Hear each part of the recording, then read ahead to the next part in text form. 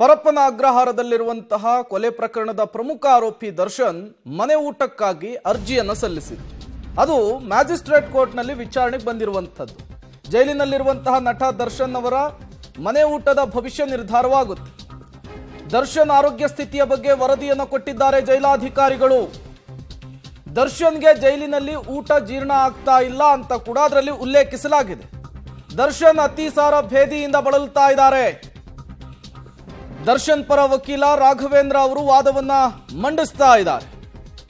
ಆರೋಪಿ ಜೈಲಿನಲ್ಲಿರುವಾಗ ಮನೆ ಊಟವನ್ನ ಪಡಿಬಹುದು, ಇದು ವಿಚಾರಣಾಧೀನ ಕೈದಿಯ ಹಕ್ಕು ಕೂಡ ಆಗಿದೆ ಅಂತೇಳಿ ದರ್ಶನ್ ಪರ ವಕೀಲರು ವಾದವನ್ನ ಮಂಡಿಸ್ತಾ ಇರುವಂಥದ್ದು. ಕೆಲವೊಂದು ನಿಬಂಧನೆಯನ್ನ ವಿಧಿಸಿ ಮನೆ ಊಟಕ್ಕೆ ಅವಕಾಶವನ್ನ ಕೊಡಬಹುದು.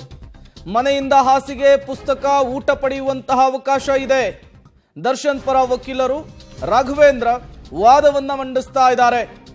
ಜೈಲಿನಲ್ಲಿರುವಂತಹ ನಟ ದರ್ಶನ್ಗೆ ಸಿಗುತ್ತಾ ಮನೆ ಊಟ ಅನ್ನುವಂತಹ ಪ್ರಶ್ನೆಗೆ, ಕುತೂಹಲಕ್ಕೆ ಇವತ್ತು ಉತ್ತರ ಸಿಗುವಂತಹ ಸಾಧ್ಯತೆ ಇದೆ.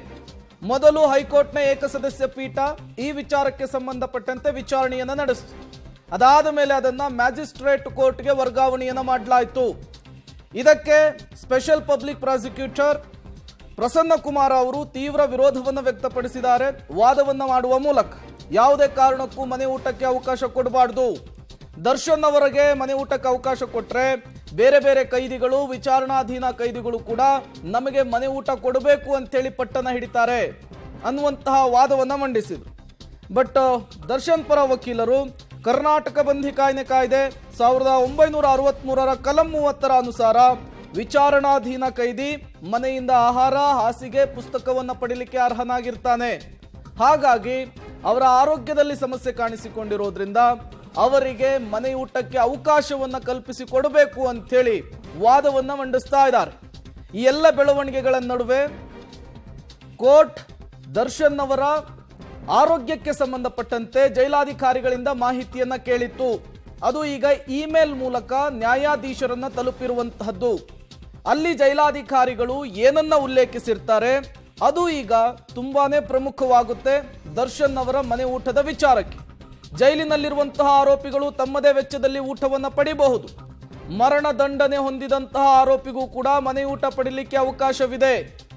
ಜೈಲಿನಲ್ಲಿರುವಂತಹ ಆರೋಪಿಗಳು ತಮ್ಮದೇ ವೆಚ್ಚದಲ್ಲಿ ಊಟವನ್ನು ಪಡಿಲಿಕ್ಕೆ ಅವಕಾಶ ಇದೆ. ಹಾಗಾಗಿ ನನ್ನ ಕಕ್ಷಿದಾರನಿಗೆ ದರ್ಶನ್ ಅವರಿಗೆ ನೀವು ಮನೆ ಊಟ ಕಲ್ಪಿಸಿಕೊಡ್ಲಿಕ್ಕೆ ಅವಕಾಶವನ್ನ ಕೊಡಬೇಕು ಅಂತೇಳಿ ವಾದವನ್ನ ಮಂಡನೆ ಮಾಡ್ತಾ ಇದ್ದಾರೆ ದರ್ಶನ್ ಪರ ವಕೀಲರು. ವಾದ ಪ್ರತಿವಾದವನ್ನು ಆಲಿಸಿ ಬಹುತೇಕ ಇವತ್ತು ಒಂದು ಆದೇಶ, ಸೂಚನೆ ಹೊರಬೀಳುವಂತಹ ಸಾಧ್ಯತೆ ಇದೆ. ಜೈಲಾಧಿಕಾರಿಗಳ ನಡೆ ಸರಿಯಲ್ಲ. ಜೈಲಿನಲ್ಲಿರುವಂತಹ ಆರೋಪಿಗಳು ತಮ್ಮದೇ ವೆಚ್ಚದಲ್ಲಿ ಊಟವನ್ನು ಪಡಿಬಹುದು. ಅದರ ಜೊತೆಗೆ ದರ್ಶನ್ ಅವರಿಗೆ ಈ ಊಟದಿಂದ ಆರೋಗ್ಯ ಸಮಸ್ಯೆ ಕೂಡ ಕಾಡ್ತಾ ಇದೆ. ಎಲ್ಲ ವಿಚಾರಗಳನ್ನು ಕೂಡ ಪ್ರಸ್ತಾಪಿಸ್ತಾ ಇರುವಂತಹದ್ದು. ಕಳೆದ ಕೋರ್ಟ್ನ ಕಲಾಪದಲ್ಲಿ ಸ್ಪೆಷಲ್ ಪಬ್ಲಿಕ್ ಪ್ರಾಸಿಕ್ಯೂಟರ್ ದರ್ಶನ್ ಸೇವಿಸುವಂತಹ ಊಟವನ್ನೇ ಎಲ್ಲಾ ಕೈದಿಗಳು ಕೂಡ ಸೇವಿಸ್ತಾರೆ ಅನ್ನುವಂತಹ ವಿಚಾರವನ್ನು ಪ್ರಸ್ತಾಪಿಸಿದ್ರು. ಜೈಲಿನಲ್ಲಿರುವಂತಹ ಆರೋಪಿಗಳು ತಮ್ಮದೇ ವೆಚ್ಚದಲ್ಲಿ ಊಟವನ್ನು ಪಡಿಬಹುದು. ಮರಣದಂಡನೆ ಹೊಂದಿದಂತಹ ಆರೋಪಿಗೂ ಕೂಡ ಮನೆಯಿಂದ ಊಟವನ್ನು ತರಿಸಿಕೊಳ್ಳುವುದಕ್ಕೆ ಅವಕಾಶ ಇದೆ. ಜೈಲಾಧಿಕಾರಿಗಳು ಮನೆಯ ಊಟವನ್ನು ನೀಡೋದಕ್ಕೆ ನಿರಾಕರಿಸ್ತಾ ಇದ್ದಾರೆ. ಜೈಲಾಧಿಕಾರಿಗಳ ನಡೆ ಸರಿಯಲ್ಲ ಅಂತ ದರ್ಶನ್ ಪರ ವಕೀಲರು ವಾದವನ್ನು ಮಂಡಿಸ್ತಾ ಇದ್ದಾರೆ. ಸುಪ್ರೀಂ ಕೋರ್ಟ್ನ ಹಲವು ಆದೇಶ ಮತ್ತು ತೀರ್ಪುಗಳನ್ನು ಪ್ರಸ್ತಾಪಿಸಿ ವಾದವನ್ನ ಮಂಡಿಸ್ತಾ ಇದ್ದಾರೆ. ನ್ಯಾಯಾಧೀಶರು ಈ ವಾದವನ್ನ ಆಲಿಸ್ತಾ ಇದ್ದಾರೆ. ಇದಕ್ಕೆ ಸ್ಪೆಷಲ್ ಪಬ್ಲಿಕ್ ಪ್ರಾಸಿಕ್ಯೂಟರ್ ಯಾವ ರೀತಿ ಪ್ರತಿವಾದವನ್ನ ಮಂಡಿಸ್ತಾರೆ ಅದು ಕೂಡ ತುಂಬಾ ಮುಖ್ಯವಾಗುತ್ತೆ. ವಾದ ಪ್ರತಿವಾದವನ್ನ ಆಲಿಸಿ ಮನೆ ಊಟದ ವಿಚಾರಕ್ಕೆ ಸಂಬಂಧಪಟ್ಟಂತೆ ಇವತ್ತೊಂದು ಮಹತ್ವದ ಆದೇಶ ಹೊರಬೀಳುವಂತಹ ಸಾಧ್ಯತೆ ಇದೆ. ಈಗಾಗಲೇ ಹೈಕೋರ್ಟ್ನ ಏಕಸದಸ್ಯ ಪೀಠ ಟೈಮ್ ಲೈನ್ ಅನ್ನು ಕೂಡ ಕೊಟ್ಟಿದೆ. ಈ ಸಮಯದ ಒಳಗಾಗಿ ದರ್ಶನ್ ಅವರ ಮನೆ ಊಟದ ವಿಚಾರಕ್ಕೆ ಸಂಬಂಧಪಟ್ಟಂತೆ ಒಂದು ಆದೇಶವನ್ನ ಹೊರಡಿಸಿ ಅಂತ ಹೇಳಿ ಮ್ಯಾಜಿಸ್ಟ್ರೇಟ್ ಕೋರ್ಟ್ಗೆ ಸೂಚನೆಯನ್ನ ಕೊಟ್ಟಿದೆ. ಹಾಗಾಗಿ ಮ್ಯಾಜಿಸ್ಟ್ರೇಟ್ ಕೋರ್ಟ್ ತುಂಬಾ ಡಿಲೇ ಮಾಡುವಂತಹ ಸಾಧ್ಯತೆಗಳು ಕೂಡ ಕಡಿಮೆ ಇರುವಂತಹದ್ದು. ಜೈಲಾಧಿಕಾರಿಗಳ ನಡೆ ಸರಿಯಲ್ಲ. ಸುಪ್ರೀಂನ ಹಲವು ಆದೇಶವನ್ನು ಕೂಡ ಇಲ್ಲಿ ಉಲ್ಲೇಖಿಸಲಾಗ್ತಾ ಇದೆ. ಮರಣದಂಡನೆ ಹೊಂದಿದಂತಹ ಆರೋಪಿಗೂ ಕೂಡ ಮನೆಯೂಟವನ್ನ ಬಳಸಲಿಕ್ಕೆ ಅವಕಾಶವಿದೆ. ಜೈಲಾಧಿಕಾರಿಗಳು ಮನೆ ಊಟವನ್ನ ನೀಡೋದಕ್ಕೆ ನಿರಾಕರಿಸ್ತಾ ಇದ್ದಾರೆ. ಜೈಲಾಧಿಕಾರಿಗಳ ನಡೆ ಸರಿಯಲ್ಲ ಅಂತೇಳಿ ವಾದವನ್ನ ಮಂಡನೆ ಮಾಡ್ತಾ ಇದ್ದಾರೆ ದರ್ಶನ್ ಪರ ವಕೀಲರು. ಸುಪ್ರೀಂ ಕೋರ್ಟ್ನ ಹಲವು ಆದೇಶವನ್ನು ಕೂಡ ಪ್ರಸ್ತಾಪಿಸ್ತಾ ಇರುವಂಥದ್ದು. ಈ ಹಿಂದೆ ಕುಖ್ಯಾತ ಆರೋಪಿ ಶೋಭರಾಜ್ಗೆ ಮನೆ ಊಟದ ವಿನಾಯಿತಿಯನ್ನು ಕೊಡಲಾಗಿತ್ತು. ದರ್ಶನ್ ಪರ ವಕೀಲರಾದಂತಹ ರಾಘವೇಂದ್ರ ಅವರು ವಾದವನ್ನ ಮಂಡಿಸ್ತಾ ಇದ್ದಾರೆ. ಜೈಲಿನಲ್ಲಿರುವಂತಹ ಆರೋಪಿಗಳು ತಮ್ಮದೇ ವೆಚ್ಚವನ್ನ ಆ ರೂಪದಲ್ಲಿ ಊಟವನ್ನ ಪಡೀಲಿಕ್ಕೆ ಅವಕಾಶವಿದೆ. ಕರ್ನಾಟಕ ಬಂಧಿಖಾನೆ ಆಕ್ಟ್ ಅದನ್ನ ಹೇಳುತ್ತೆ. ಹಾಗಾಗಿ ದರ್ಶನ್ ಅವರಿಗೆ ನೀವು ಮನೆ ಊಟಕ್ಕೆ ಅವಕಾಶವನ್ನ ಕಲ್ಪಿಸಿ ಕೊಡಬೇಕು ಅನ್ನುವಂತಹ ವಾದ ಮಂಡನೆ ಆಗ್ತಾ ಇದೆ. ಈಗ ಸ್ಪೆಷಲ್ ಪಬ್ಲಿಕ್ ಪ್ರಾಸಿಕ್ಯೂಟರ್ ದರ್ಶನ್ ಪರ ವಕೀಲರು ಮಂಡಿಸಿರುವಂತಹ ವಾದಕ್ಕೆ ಯಾವ ರೀತಿಯಾಗಿ ಪ್ರತಿವಾದವನ್ನ ಮಂಡಿಸ್ತಾರೆ. ಕುಖ್ಯಾತ ಆರೋಪಿ ಶೋಭರಾಜ್ಗೂ ಮನೆ ಊಟವನ್ನ ಕೊಡಲಾಗಿತ್ತು ಅನ್ನುವಂತಹ ವಿಚಾರವನ್ನ ದರ್ಶನ್ ಪರ ವಕೀಲ ರಾಘವೇಂದ್ರ ಅವರು ಪ್ರಸ್ತಾಪಿಸಿರುವಂತಹದ್ದು. ಹಾಗಾಗಿ ದರ್ಶನ್ ಅವ್ರಿಗೂ ಕೂಡ ನೀವು ಮನೆ ಊಟಕ್ಕೆ ಅವಕಾಶವನ್ನ ಕಲ್ಪಿಸಿಕೊಡಬೇಕು. ಅವರು ಖೈದಿ ಅಲ್ಲ, ವಿಚಾರಣಾಧೀನ ಖೈದಿ. ಹಾಗಾಗಿ ಮನೆ ಊಟಕ್ಕೆ ಅವಕಾಶವನ್ನ ಕಲ್ಪಿಸಿಕೊಡಬೇಕು ಅನ್ನುವಂತಹ ವಾದ ಮಂಡನೆ ಆಗ್ತಾ ಇದೆ. ಮತ್ತಷ್ಟು ಡೀಟೇಲ್ಸ್ ಅನ್ನು ಕೊಡ್ತಾರೆ ನರಸಿಂಹಮೂರ್ತಿ, ನೇರ ಸಂಪರ್ಕದಲ್ಲಿ ಜಾಯಿನ್ ಆಗಿದ್ದಾರೆ. ನರಸಿಂಹಮೂರ್ತಿ, ಮನೆ ಊಟದ ಮನವಿಯ ಅರ್ಜಿ ವಿಚಾರಕ್ಕೆ ಸಂಬಂಧಪಟ್ಟಂತೆ ಕೋರ್ಟ್ನ ಕಲಾಪದಲ್ಲಿ ವಾದ ಪ್ರತಿವಾದ ಆಗ್ತಾ ಇದೆ. ಹೇಗೆ ಸಾಗ್ತಾ ಇದೆ ಎಲ್ಲದು ಅಂತ?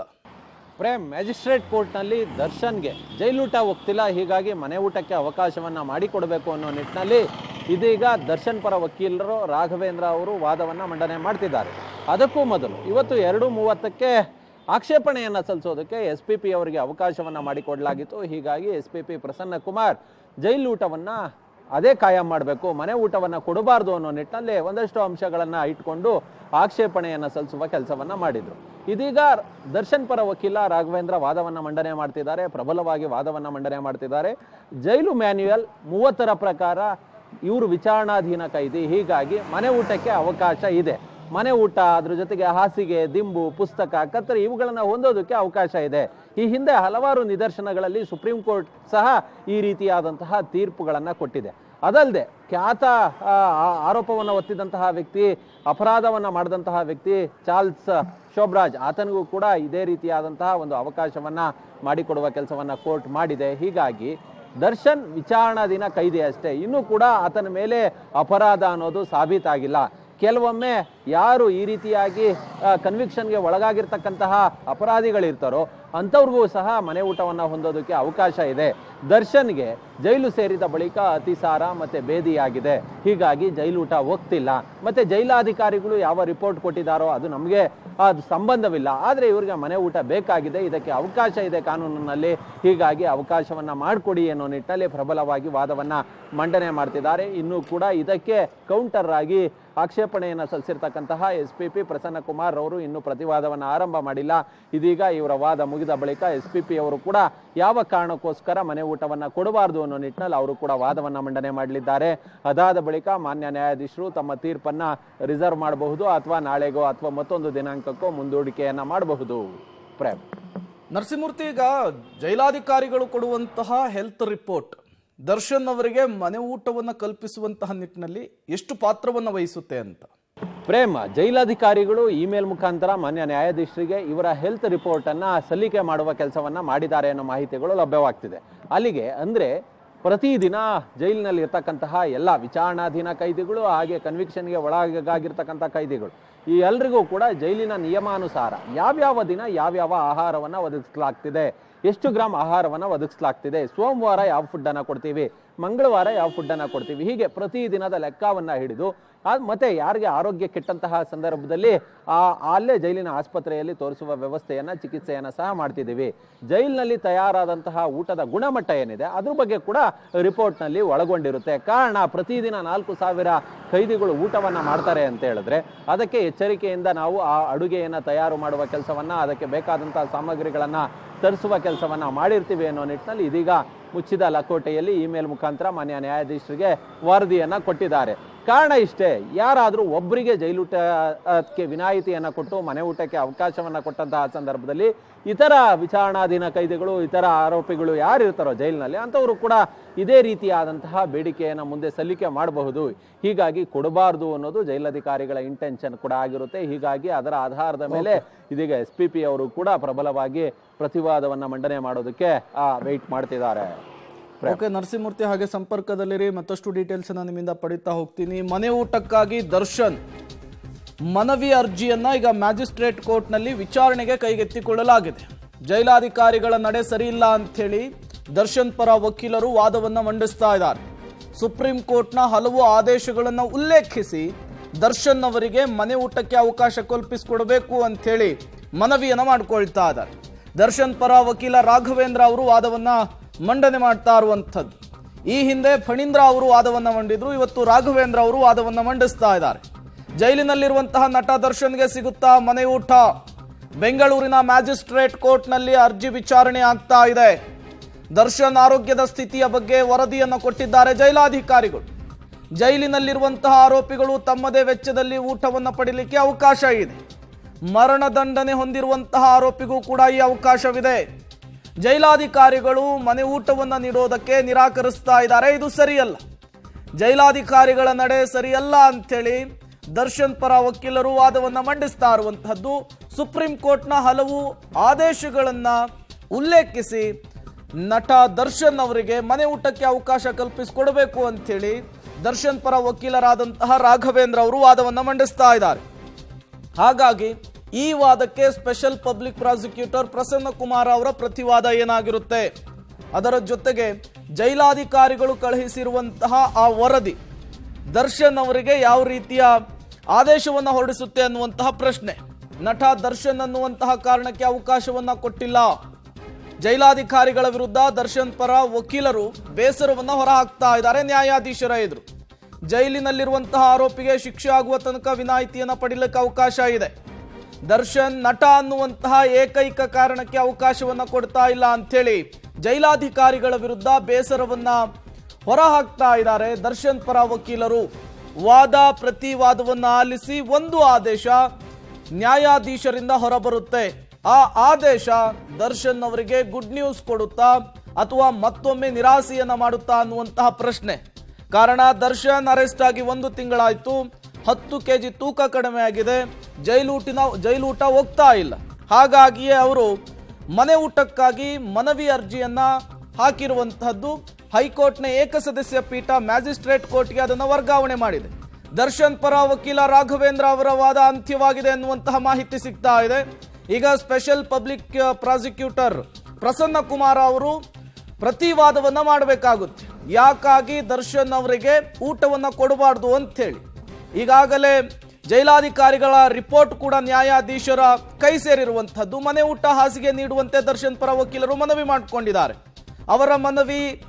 ಅವರ ವಾದ ಈಗ ಅಂತ್ಯವಾಗಿರುವಂತಹದ್ದು. ಇದಕ್ಕೆ ಪ್ರತಿಯಾಗಿ ವಾದವನ್ನ ಮಾಡಬೇಕಾಗುತ್ತೆ special public prosecutor Prasanna Kumar ಅವರು ಯಾವುದೇ ಕಾರಣಕ್ಕೂ ಊಟ ಕೊಡಬಾರ್ದು ಅಂತೇಳಿ ಈ ಅರ್ಜಿ ವಿಚಾರಣೆಗೆ ಬಂದಾಗಿಂದಲೂ ಕೂಡ ತುಂಬಾ ಬಿಗಿಪಟ್ಟನ್ನ ಹಿಡಿದು ವಾದವನ್ನ ಮಂಡಿಸ್ತಾ ಇದ್ದಾರೆ. ಅದೇ ರೀತಿಯ ವಾದವನ್ನ ಈಗ ಮತ್ತೆ ಮಂಡಿಸಲಿಕ್ಕೆ ಮುಂದಾಗ್ತಾರೆ.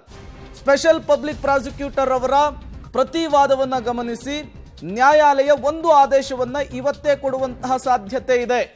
ಹಾಗಾಗಿ ಯಾವೆಲ್ಲ ಅಂಶಗಳನ್ನ ಉಲ್ಲೇಖಿಸ್ತಾರೆ ಅನ್ನೋದು ತೀವ್ರ ಕುತೂಹಲಕ್ಕೆ ಕಾರಣವಾಗ್ತಾ ಇದೆ. ಈಗ ದರ್ಶನ್ ಪರ ವಕೀಲ ರಾಘವೇಂದ್ರ ಅವರ ವಾದ ಅಂತ್ಯವಾಗಿದೆ. ಅವರು ದರ್ಶನ್ ಅವರಿಗೆ ಆರೋಗ್ಯ ಸಮಸ್ಯೆ ಕಾಡ್ತಾ ಇದೆ, ತೂಕ ಕಡಿಮೆ ಆಗ್ತಾ ಇದೆ, ಆಹಾರ ಜೀರ್ಣ ಆಗ್ತಾ ಇಲ್ಲ, ವಿಚಾರಣಾಧೀನ ಕೈದಿಗೆ ಮನೆಯಿಂದ ಊಟವನ್ನು ತರಿಸಿಕೊಳ್ಳೋದಕ್ಕೆ ಅವಕಾಶ ಇದೆ, ಬಂದಿಖಾನೆ ಆಕ್ಟ್ನ ಅಡಿಯಲ್ಲಿರುವಂತಹ ಅವಕಾಶಗಳ ಬಗ್ಗೆ ಸುಪ್ರೀಂ ಕೋರ್ಟ್ ಕೊಟ್ಟಿರುವಂತಹ ಒಂದಿಷ್ಟು ಆದೇಶಗಳ ಬಗ್ಗೆ ಉಲ್ಲೇಖಿಸಿ ವಾದವನ್ನು ಮಂಡಿಸಿದ್ದಾರೆ. ಈಗ ಅದಕ್ಕೆ ಪ್ರತಿಯಾಗಿ special public prosecutor Prasanna Kumar ಅವರು ಪ್ರತಿವಾದವನ್ನ ಮಂಡಿಸ್ತಾರೆ. ಅವರು ಯಾವ ಅಂಶಗಳನ್ನು ಉಲ್ಲೇಖಿಸ್ತಾರೆ ಅನ್ನೋದು ತುಂಬಾ ಕುತೂಹಲಕ್ಕೆ ಕಾರಣವಾಗ್ತಾ ಇದೆ. ಕಾರಣ ಡೇ 1 ನಿಂದ ದರ್ಶನ್ ಪ್ರಕರಣದಲ್ಲಿ ಅವರು ಮಂಡಿಸಿಕೊಂಡು ಬರ್ತಾ ಇರುವಂತಹ ವಾದವನ್ನು ನಾವು ಗಮನಿಸ್ತಾ ಇದ್ದೀವಿ. ಅವರನ್ನ ಜುಡಿಷಿಯಲ್ ಕಸ್ಟಡಿಗೆ ಪಡೆಯೋದಲ್ಲೇ ಆಗಿರಬಹುದು, ಜೊತೆಗೆ ಈ ರೀತಿಯ ಮನೆ ಊಟಕ್ಕೆ ಅರ್ಜಿ ಹಾಕಿದಂತಹ ಸಂದರ್ಭದಲ್ಲಾಗಿರಬಹುದು, ಬಿಗಿಯಾಗಿಯೇ ವಾದವನ್ನ ಮಂಡಿಸಿಕೊಂಡು ಬಂದಿದ್ದಾರೆ special public prosecutor Prasanna Kumar ಅವರು. ಇವತ್ತು ಯಾವೆಲ್ಲ ಅಂಶಗಳನ್ನು ಉಲ್ಲೇಖಿಸ್ತಾರೆ ತುಂಬಾ ಕುತೂಹಲ ಕಾರಣವಾಗ್ತಾ ಇದೆ. ಶತಾಯಗತಾಯ ದರ್ಶನ್ ಅವರಿಗೆ ಮನೆ ಊಟ ಕೊಡಿಸಬಾರ್ದು ಅನ್ನುವಂತಹ ನಿಟ್ಟಿನಲ್ಲಿಯೇ ಇವತ್ತು special public prosecutor Prasanna Kumar ಅವರು ವಾದವನ್ನು ಮಂಡಿಸ್ತಾರೆ. ಪೊಲೀಸರ ಪರ ವಕೀಲ special public prosecutor Prasanna Kumar ಅವರ ವಾದ ಆರಂಭ ಆಗಿದೆ. ದರ್ಶನ್ ಅವರಿಗೆ ಆಹಾರ ಜೀರ್ಣ ಆಗ್ತಾ ಇದೆ, ಅದಕ್ಕೆ ಸಂಬಂಧಪಟ್ಟಂತಹ ಒಂದಿಷ್ಟು ಎವಿಡೆನ್ಸ್ಗಳಿದೆ. ದರ್ಶನ್ಗೆ ಫುಡ್ ಪಾಯ್ಸನ್ ಆಗಿದೆ ಅಂತ ಹೇಳಿದ್ದಾರೆ ಅವರ ಪರ ವಕೀಲರು. ಈಗಾಗಲೇ ದರ್ಶನ್ ಮೆಡಿಕಲ್ ರಿಪೋರ್ಟ್ ಸಲ್ಲಿಕೆ ಕೂಡ ಆಗಿದೆ ಅಂತೇಳಿ ವಾದವನ್ನು ಮಂಡಿಸ್ತಾ ಇದ್ದಾರೆ. ಬೇಧಿಯಾಗಿದೆ ಅಂತೇಳಿ ಒಂದು ಬಾರಿಯೂ ಕೂಡ ಆಸ್ಪತ್ರೆಯಲ್ಲಿ ಚಿಕಿತ್ಸೆಯನ್ನ ಪಡೆದಿಲ್ಲ ಕೊಲೆ ಆರೋಪಿ ದರ್ಶನ್. ಪೊಲೀಸರ ಪರ ವಕೀಲ ಪ್ರಸನ್ನ ಕುಮಾರ ಅವರು ಬಿಗಿಯಾಗಿಯೇ ವಾದವನ್ನ ಮಂಡಿಸ್ತಾ ಇದ್ದಾರೆ. ದರ್ಶನ್ ಪರ ವಕೀಲರು ಏನು ವಾದವನ್ನ ಮಂಡಿಸಿದ್ರು ಅದಕ್ಕೆ ಯಾವುದಕ್ಕೂ ಕೂಡ ಸಾಕ್ಷಿಗಳಿಲ್ಲ. ದರ್ಶನ್ ಅವರ ಹೆಲ್ತ್ ರಿಪೋರ್ಟ್ ಜೊತೆಗೆ ಜೈಲಾಧಿಕಾರಿಗಳು ಕೊಟ್ಟಿರುವಂತಹ ವರದಿ ಅವೆಲ್ಲವೂ ಕೂಡ ದರ್ಶನ್ ಅವರಿಗೆ ಆಹಾರ ಜೀರ್ಣ ಆಗ್ತಾ ಇದೆ ಅನ್ನುವಂತಹ ವಿಚಾರವನ್ನು ಉಲ್ಲೇಖಿಸುತ್ತಿದ್ದಾರೆ. ದರ್ಶನ್ ಸೇವಿಸ್ತಾ ಇರುವಂತಹ ಆಹಾರವನ್ನೇ ಜೈಲಿನಲ್ಲಿ 4,000 ಖೈದಿಗಳು ಕೂಡ ಸೇವಿಸ್ತಾ ಇದ್ದಾರೆ. ಬಟ್ ದರ್ಶನ್ಗೆ ಈ ಸಮಸ್ಯೆ ಯಾಕೆ ಅಂತೇಳಿ ಪ್ರಶ್ನೆಯನ್ನ ಮಾಡ್ತಾ ಇರುವಂತದ್ದು. ವೈರಲ್ ಫೀವರ್ಗೆ ಚಿಕಿತ್ಸೆಯನ್ನು ಕೂಡ ದರ್ಶನ್ ಅವರಿಗೆ ಕೊಡಲಾಗಿದೆ. ಪೊಲೀಸರ ಪರ ವಕೀಲ ಪ್ರಸನ್ನ ಕುಮಾರ ಅವರು ವಾದವನ್ನ ಮಂಡಿಸ್ತಾ ಇರುವಂತಹದ್ದು. ಮತ್ತಷ್ಟು ಡೀಟೇಲ್ಸ್ ಅನ್ನು ಕೊಡ್ತಾರೆ ನಮ್ಮ ಪ್ರತಿನಿಧಿ ನರಸಿಂಹಮೂರ್ತಿ, ನೇರ ಸಂಪರ್ಕದಲ್ಲಿ ಜಾಯಿನ್ ಆಗಿದ್ದಾರೆ. ನರಸಿಂಹಮೂರ್ತಿ, ಈಗ ದರ್ಶನ್ ಪರ ವಕೀಲರ ವಾದ ಕಂಪ್ಲೀಟ್ ಆಗಿದೆ. Special public prosecutor Prasanna Kumar ಅವರ ವಾದ ಆರಂಭ ಆಗಿರುವಂತಹದ್ದು. ಯಾವ ರೀತಿ ಟ್ಯಾಕಲ್ ಮಾಡ್ತಾ ಇದ್ದಾರೆ ಅಂತ ಪ್ರೇಮ್, ಇದೀಗ ಆಕ್ಷೇಪಣೆಯನ್ನು ಸಲ್ಲಿಸಿದ್ದಂತಹ SPP ಈ ದರ್ಶನ್ ಮಾಂಡ್ ಗ್ಯಾಂಗ್ನ ಈ ಕೊಲೆ ಪ್ರಕರಣದಲ್ಲಿ, ರೇಣುಕಾ ಸ್ವಾಮಿ ಕೊಲೆ ಪ್ರಕರಣದಲ್ಲಿ ಪ್ರಸನ್ನ ಕುಮಾರ್ ಅವರನ್ನ SPP ಆಗಿ ಸರ್ಕಾರ ನೇಮಕ ಮಾಡುವ ಕೆಲಸವನ್ನ ಮಾಡಿತ್ತು. ಇದೀಗ ಆಕ್ಷೇಪಣೆಯನ್ನು ಸಲ್ಲಿಸಿ ಪ್ರಸನ್ನ ಕುಮಾರ್ ಅವರು ಪ್ರತಿವಾದವನ್ನ ಆರಂಭ ಮಾಡಿದ್ದಾರೆ. ಅಂದ್ರೆ ದರ್ಶನ್ ಪರ ವಕೀಲರು ಈ ಕೇಸಲ್ಲಿ ದರ್ಶನ್ಗೆ ಅತಿಸಾರ ಬೇದಿಯಾಗಿದೆ ಅನ್ನೋ ನಿಟ್ಟಿನಲ್ಲಿ ಹೇಳ್ತಿದ್ದಾರೆ. ಆದರೆ ಜೈಲಿನ ಆಸ್ಪತ್ರೆಯಲ್ಲಿ ಇದುವರೆಗೂ ಕೂಡ ಅವರಿಗೆ ಬೇದಿಯಾದಂತಹ ಬಗ್ಗೆ, ಅತಿಸಾರವಾದಂತಹ ಬಗ್ಗೆ, ಫುಡ್ ಪಾಯ್ಸನ್ ಆದಂತಹ ಬಗ್ಗೆ ಒಮ್ಮೆಯೂ ಕೂಡ ಪರೀಕ್ಷೆಗೆ ಒಳಪಡಿಸಿಕೊಂಡಿಲ್ಲ. ಹೀಗಾಗಿ ಅವರು ಜೈಲು ಆಸ್ಪತ್ರೆಗೆ ಹೋಗಿಲ್ಲ. ಅವರ ಕೈಯೊಂದು ಮುರಿದಿತ್ತು ಕಳೆದ 3 ತಿಂಗಳ ಹಿಂದೆ. ಹೀಗಾಗಿ ಅದರದ ನೋವು ಕಾಣಿಸ್ಕೊಂಡಿದೆ. ಹೀಗಾಗಿ ಅದರ ಎಕ್ಸ್ರೇಯನ್ನು ತೆಗೆಸಿ ನಾವು ಟ್ರೀಟ್ಮೆಂಟ್ ಅನ್ನು ಕೊಡಿಸುವ ಕೆಲಸವನ್ನ ಮಾಡ್ತಿದ್ದೀವಿ. ಸದ್ಯ ವೈರಲ್ ಫೀವರ್ ಇದೆ, ಅದಕ್ಕೂ ಕೂಡ ಚಿಕಿತ್ಸೆಯನ್ನ ಕೊಡ್ತಿದ್ದೀವಿ. ಹೀಗಿದ್ದಂತಹ ಸಂದರ್ಭದಲ್ಲಿ ಫುಡ್ ಅನ್ನ ಹೊರಗಡೆಯಿಂದ ಕೊಡ್ತಕ್ಕಂತಹದ್ದು ಸರಿಯಲ್ಲ. ಜೈಲಿನ ಊಟ ಏನಿದೆ ಅದು ಕರೆಕ್ಟ್ ಆಗಿದೆ, ಅದು ಗುಣಮಟ್ಟದಿಂದ ಕೂಡಿದೆ. ಹೀಗಾಗಿ ಕೊಡಬಾರ್ದು ಅನ್ನೋ ನಿಟ್ಟಿನಲ್ಲಿ ಇದೀಗ SPP ಪ್ರಸನ್ನ ಕುಮಾರ್ ಅವರು ಪ್ರಬಲವಾಗಿ ವಾದವನ್ನ ಮಂಡನೆ ಮಾಡುವ ಕೆಲಸವನ್ನ ಮಾಡ್ತಿದ್ದಾರೆ. ಇವ್ರಿಗೆ ಆಹಾರ ಸೇವನೆ ಆಗ್ತಿಲ್ಲ ಅಥವಾ ಅಜೀರ್ಣ ಆಗ್ತಿದೆ ಅಂತಂತಹ ಪಕ್ಷದಲ್ಲಿ ಆಸ್ಪತ್ರೆಗೆ ಹೋಗಿ ತೋರಿಸ್ಬೋದಿತ್ತು. ಆದ್ರೆ ಜೈಲು ಸೇರಿ 1 ತಿಂಗಳಾದ ಬಳಿಕವೂ ಕೂಡ ಅವರು ಒಮ್ಮೆಯೂ ಆಸ್ಪತ್ರೆಯಲ್ಲಿ ಈ ಬಗ್ಗೆ ಪರೀಕ್ಷೆಗೆ ಒಳಪಡಿಸ್ಕೊಂಡಿಲ್ಲ. ಹೀಗಾಗಿ ಇಲ್ಲಿ ಹೊರಗಿನ ಊಟ ಏನಿದೆ ಅದನ್ನು ಕೊಡಬಾರ್ದು ಅನ್ನೋ ನಿಟ್ಟಿನಲ್ಲಿ ಇದೀಗ SPP ಅವರು ವಾದವನ್ನ ಮಂಡನೆ ಮಾಡ್ತಿದ್ದಾರೆ. ಪ್ರೇಮ್, ಓಕೆ ನರಸಿಂಹಮೂರ್ತಿ, ಹಾಗೆ ಸಂಪರ್ಕದಲ್ಲಿರಿ. ಮತ್ತಷ್ಟು ಡೀಟೇಲ್ಸ್ ನಿಮ್ಮಿಂದ ಪಡಿತಾ ಹೋಗ್ತೀನಿ. ಇದೇ ವಿಚಾರಕ್ಕೆ ಸಂಬಂಧಪಟ್ಟಂತೆ ಮತ್ತಷ್ಟು ಅಪ್ಡೇಟ್ಸ್ಗಳು ಕೂಡ ಲಭ್ಯವಾಗ್ತಾ ಇದೆ. ಮನೆ ಊಟಕ್ಕಾಗಿ ರಿಟ್ ಅರ್ಜಿ, ಮನವಿ ಅರ್ಜಿಯನ್ನ ಸಲ್ಲಿಕೆ ಮಾಡಿದ್ರು ದರ್ಶನ್ ವಕೀಲರ ಮೂಲಕ. ಅದು ಈಗ ಮ್ಯಾಜಿಸ್ಟ್ರೇಟ್ ಕೋರ್ಟ್ನಲ್ಲಿ ವಿಚಾರಣೆಗೆ ಬಂದಿರುವಂಥದ್ದು.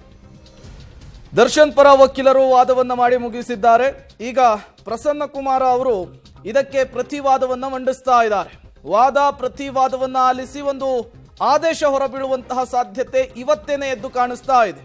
ದರ್ಶನ್ ಅವರ ಆಹಾರ ಜೀರ್ಣ ಆಗ್ತಾ ಇದೆ ಅಂತೇಳಿ ಸ್ಪೆಷಲ್ ಪಬ್ಲಿಕ್ ಪ್ರಾಸಿಕ್ಯೂಟರ್ ವಾದವನ್ನ ಮಂಡಿಸ್ತಾ ಇರುವಂತಹದ್ದು.